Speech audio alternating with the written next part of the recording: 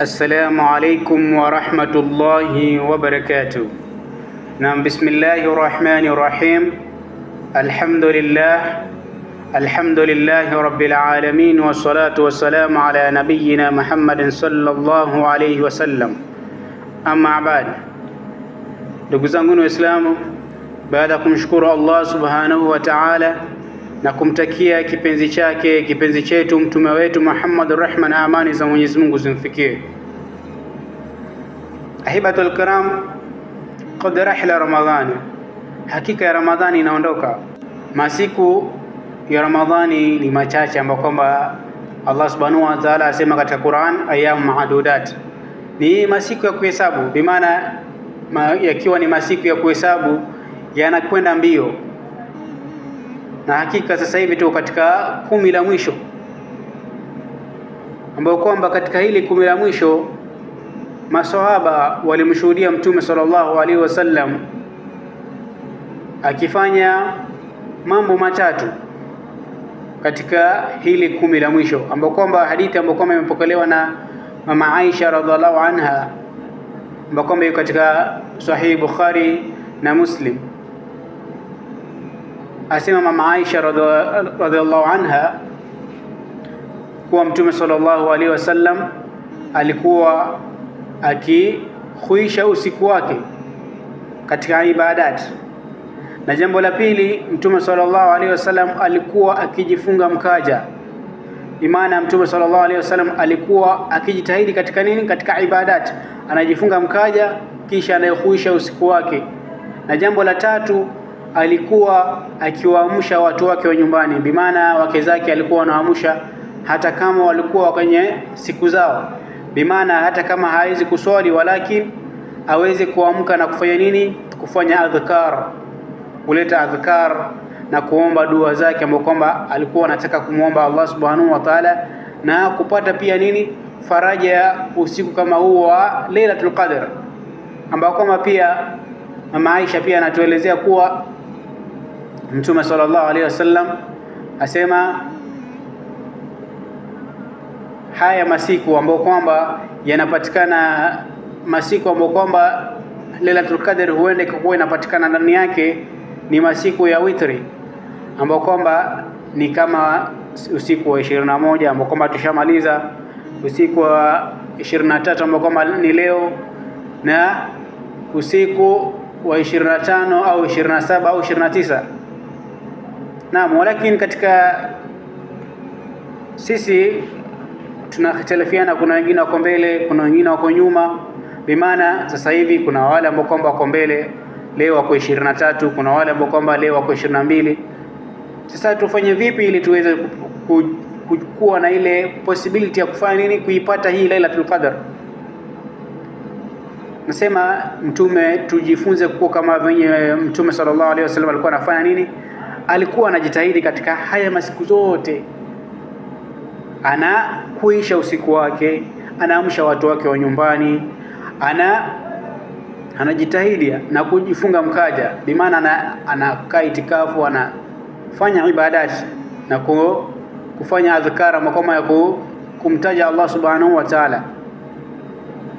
So ndugu yangu Muislamu, sisi pia tuweze kufuata nini? Sunna ya Mtume sallallahu alaihi wasallam katika haya masiku yote 10, kwa sababu hatuko sure ambao kwamba Mwenyezi Mungu anajua siku ambao kwamba ni ya witri, ambao kwamba ile Lailatul Qadr inakuja. Walakini sisi tunafanya nini? Tunajitahidi katika kuzileta ibadati katika hizi siku ambao kwamba zimebaki, kwa sababu ni wiki moja pekee ambao kwamba imebaki. Basi inakuhitaji wewe kama Muislamu ujitahidi katika haya masiku ambao kwamba yamebaki yote, kukuwa unakuisha usiku wako, unaleta ibadati, unamwomba Allah subhanahu wa ta'ala matatizo yote ambayo kwamba unataka kumtajia, kwa sababu ukipata hii Lailatul Qadr, labda huenda ikakuwa labda inakuja ile siku ambayo kwamba ni usiku wako ambao kwamba si ya witri, kumbe nilikuwa ndio ya witri mbele ya Allah subhanahu wa ta'ala na ukaikosa. Sasa ni vizuri ukafanya nini? Ukajitahidi katika kuleta ibadati katika hizi masiku yote, kwa sababu ni masiku machache peke yake. Ndugu zangu Waislamu, na pamoja na kuhusiana nafsi yangu, tuleta ibadati, tufanye ibadati, tusome Qur'an, tufanye amali njema, kwa sababu rahla Ramadhani inaondoka. Ndio mmoja mwenye kusema anasema nini, qad rahla Ramadhana,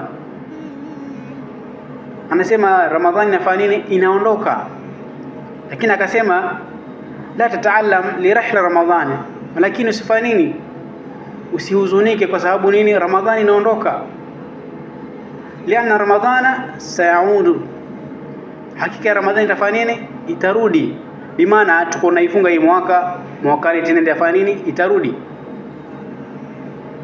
Walakini anakuambia nini, walakin ta'lam, yani ni ujiulize hal idha aada Ramadhana satakunu ala wajhi al-ard au satakunu min rahim.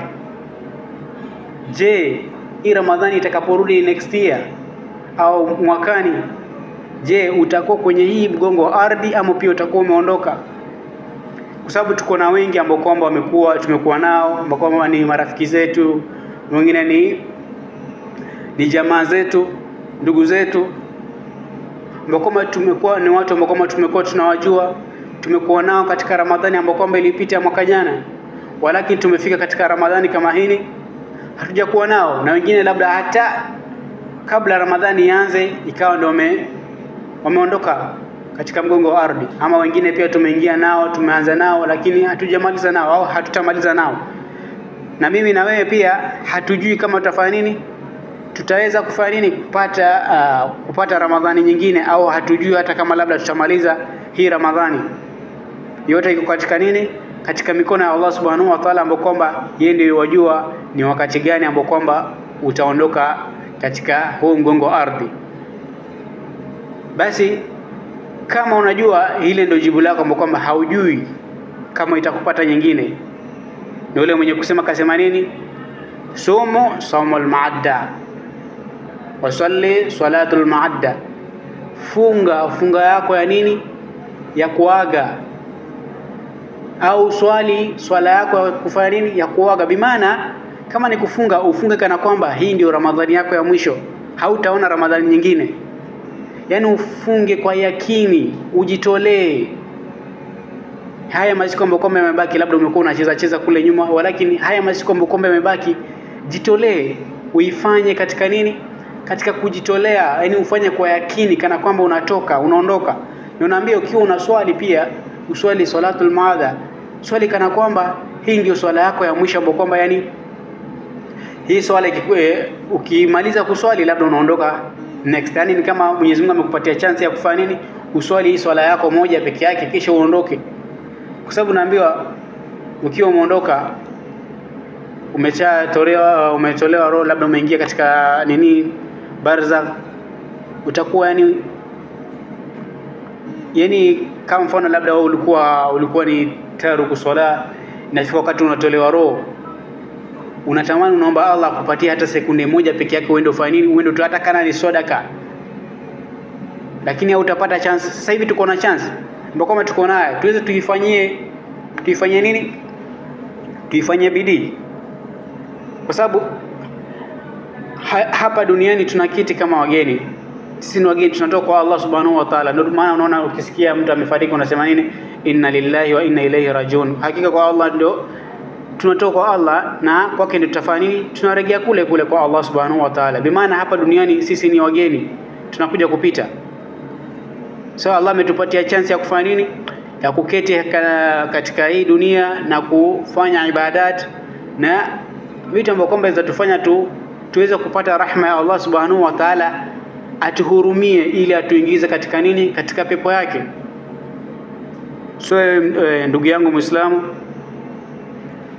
na kuhusia pamoja na kuhusia nafsi yangu, tulete ibadat, tuikuishe hizi siku zetu ambazo kama zimebaki, tukithirishe ibada na tuombe Allah Subhanahu wa Ta'ala katika nini, atuongoze katika nafsi zetu, na zifanye nafsi zetu vile tumeingia katika Ramadhani, tukitoka pia kwenye Ramadhani bado tuendelee na nini, na kujitahidi katika nini, katika ibada. Na katika haya masiku ambapo kwamba huenda Lailatul Qadr ikakuwa inapatikana ndani yake, Aisha radhiallahu anha pia aliuliza Mtume sallallahu alaihi wasallam, akamwambia labda huenda nikawa nimeipata hii Lailatul Qadr, labda usiku wa Lailatul Qadr, nifanye nini? Mtume sallallahu alaihi wasallam akasema nini? Akamwambia ukipata usiku kama huu, akamfunza hii dua ambayo kama ni Allahumma innaka afun tuhibbul afwa fa'fu anni. Anasema nini? Allahumma innaka afun, ewe Mola wangu, hakika ni wewe ni mwenye kusamehe, tuhibbul afwa, na unapenda kusamehe, fa'fu anni, basi nifanye nini? Basi nisamehe mimi. Hii ndio dua ambayo kama Mtume sallallahu alaihi wasallam alikuwa anafanya nini? Alimfunza mama Aisha radhiallahu anha, ambapo kwamba ni anatufunza sisi tukijaliwa kupata siku kama hii tuweze kufanya nini? Tuweze kuomba dua kama hii, tuikithirishe. Bimaana hatujui hile Lailatul Qadr ni wakati gani, bimaana tukio tunahuisha siku zetu, tukio tukiomba, tukio tunahuisha usiku zetu, na katika ibadati tukio tunakithirisha kuomba dua kama hii, Allahumma innaka afun tuhibbul afwa fa'fu anni. Unajiombea mwenyewe, au kama uko na familia yako unasema Allahumma innaka afun tuhibbul afwa fa'fu anna. Uombe dua yoyote ambayo kwamba uko na shida yako ambayo kwamba uko nayo, uombe Allah subhanahu wa ta'ala akuondoshe. Unataka kuoa, Mwenyezi Mungu akujalie upate mke mwema. Unataka kuolewa, Mwenyezi Mungu akujalie upate mume mwema. Walakini pia ukiwa unaomba mume mwema au mke mwema, pia jiombee mwenyewe kuwe mwema. Bimaana unaweza kaomba kupata mume mwema kweli au mke mwema kweli, walakini uko kwa ndo mbaya. So ukiwa unaanza kwanza unajiombea mwenyewe kuwe mke mwema au mume mwema, na ndio uombe mwenyewe Mwenyezi Mungu akupatie pia mtu ambaye kama atakuwa ni mwema kwako. Na kama ni kazi pia uombe Mwenyezi Mungu akujalie kazi, wenye wanatafuta kazi na wale ambao kwamba wako na kazi zao, labda Mwenyezi Mungu atilie baraka katika kazi zao. Wenye wanataka watoto, ni wakati wa kumulilia Allah subhanahu wa ta'ala. Na pia Mtume akakuwa ametuambia nyakati nzuri ambao kwamba ni ya kuomba dua ni ile wakati ambao kwamba ni thuluthi ya nini, thuluthi ya mwisho ya usiku. Bimaana kuanzia kama saa 8, saa 9, saa 10, uamke uswali swala yako, uombe Allah, ukae hapo mlilia Allah subhanahu wa ta'ala matatizo yako. Allah ndio mwenye kusuluhisha. Bimaana hapa katika dunia hatukai katika hii dunia, walakini Allah subhanahu wa ta'ala kila jambo ambalo kwamba linafanyika mpaka Allah subhanahu wa ta'ala akwa afanya nini, ameliridhia. Kama Allah subhanahu wa ta'ala hajaridhia jambo, basi halitafanyika. Na sasa ndio nakuhitaji wewe kufanya nini? Uweze kumtegemea Allah. Ndio maana katika suratul Fatiha ukiwa unasema iyyaka na'budu wa iyyaka nasta'in, unamwambia Allah subhanahu wa ta'ala, hakika wewe ndio na kuabudu wewe Allah subhanahu wa ta'ala, wa iyyaka nasta'in, na wewe ndio unafanya nini, na kutegemea. Bimaana unamtegemea Allah subhanahu wa ta'ala, yeye ndio mwenye kupeleka haya mambo. Kila jambo ambalo kwamba linafanyika lazima lipite katika nini, lazima lifanyike katika idhini ya Allah. Ukiona jambo baya limekufanyikia sema alhamdulillah, ukiona jambo zuri limekufanyikia sema alhamdulillah, kwa sababu Allah subhanahu wa ta'ala amelifanya labda likupitie ndio upate labda kulearn something kutoka katika ile jambo, au upate ikweni yenye nakupitisha katika nini, katika ile jambo, ili uweze kuwa better of yourself katika future yako. Bimaana kiwa umepata jambo, wewe ukuwe na ile kanana Allah subhanahu wa ta'ala, yani ukiwa unamwomba Allah subhanahu wa ta'ala ukuwe mwenye kuwa na matarajio kwa Allah subhanahu wa ta'ala atakujibu. Na ukiona labda hajakujibu, naambia siku ya kiyama utafika, Allah subhanahu wa ta'ala utafika pale unapata uko na amali nzuri nyingi, khairati ni nyingi, unashangaa unauliza Allah subhanahu wa ta'ala, mimi sikuwa nafanya mambo kama yametoka wapi? Na Allah anakuambia nini? Ni zile dua ambazo kwamba ulikuwa unaziomba, ulikuwa unaona ni kama hazijajibiwa, kumbe zilikuwa zinafanya nini,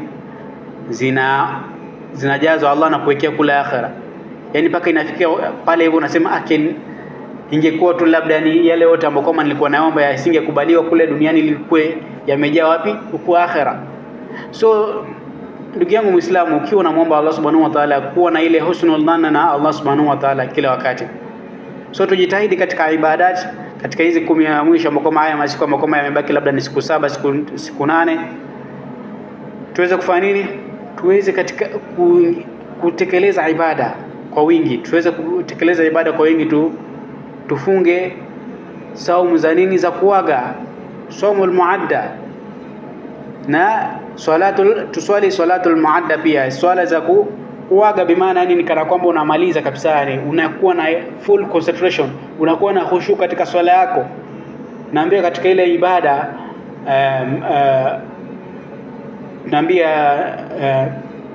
katika ile ibada ambapo kama Mtume sallallahu alaihi wasallam alikuwa akikaa itikafu, naambia alikuwa kiswali Mtume anakaa sana. Mama Aisha anatueleza kuwa so ile usiku si wingi wa nini wa hiyo rakaa umeenda, isipokuwa ni ile nini, ile quality ya hiyo swala ambapo vipi una concentrate katika ile swala, vipi umejiconnect na Allah subhanahu wa ta'ala. So ukiwa umeamka una make sure yani unakuwa karibu na Allah subhanahu wa ta'ala, make sure ni akili yako, kila kitu, moyo wako umeelekeza kwa Allah subhanahu wa ta'ala, unamuongelesha Allah subhanahu wa ta'ala, uweze kupata nini, upate ile ukaribu wa Allah subhanahu wa ta'ala.